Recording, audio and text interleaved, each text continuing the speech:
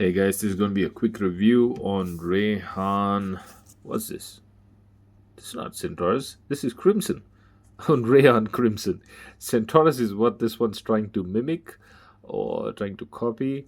I won't use the word clone because it's super hard to clone. The clones are meant to be one to ones, and there's hardly any one to ones. So I'll say this one's trying to mimic Creed Centaurus. Now, I have never smelled the OG.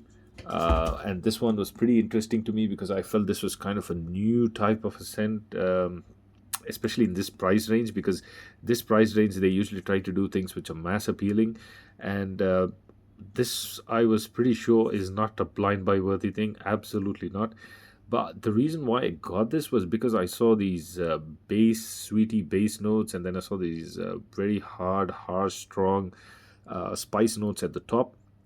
So during last winter, most of my collection was kind of getting filled with things like Strong With You, the Strong With You series, the Intensely and the Absolutely, and then the Azaro, the Most Wanted Puff. So everything was like pretty sweet, almost gourmandish. I do use some of the Invictuses as well, so everything was getting a little gourmand. So I thought this one would like sort of break the jam sort of. So I got this one.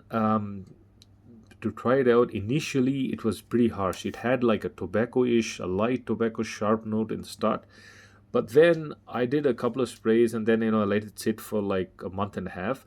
And then surprisingly the tobacco note is gone. And now it's much more manageable. Now it's all about the cinnamon and the pepper, which are like competing to be the hero of the show. You have the cardamom as well, which kind of plays a support role in this.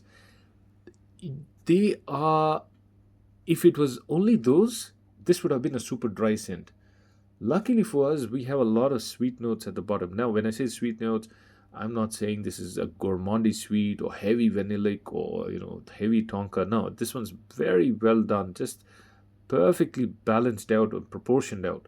So the sweet notes at the bottom do complement the spice notes in the top, turning the entire profile into something with a Christmassy or like a celebration kind of a vibe. Imagine you have like a spicy cinnamon roll or something in the oven baking off, and you get that smell from that. It's almost like it starts giving that vibe. Now again, it doesn't go gourmandy, it doesn't go that far. That's what I thought as well. When it started moving, drifting, I thought, oh, here we go, we're going to go into this whole gourmandy vanillic focus thing. Nah, it doesn't. It just stops there, and it always makes sure that the top, the cinnamon and the peppers, also the cardamom to an extent, are the heroes.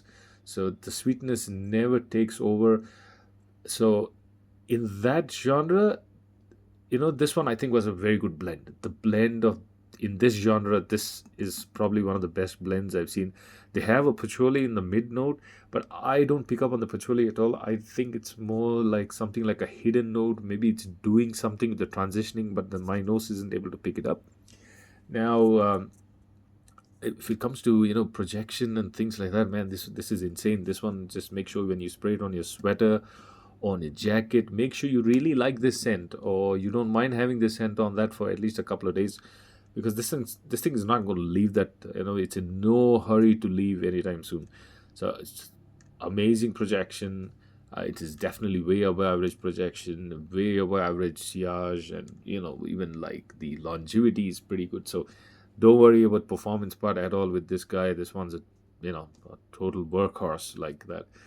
And this one's definitely masculine leaning. I mean, even if this is not your jam, I would say this is one of those things that is worth trying out, getting just get a small sample decant just to understand, just to appreciate the different types of, scent profiles that are available today. This is something like reminded me of, when Creed did Millisium.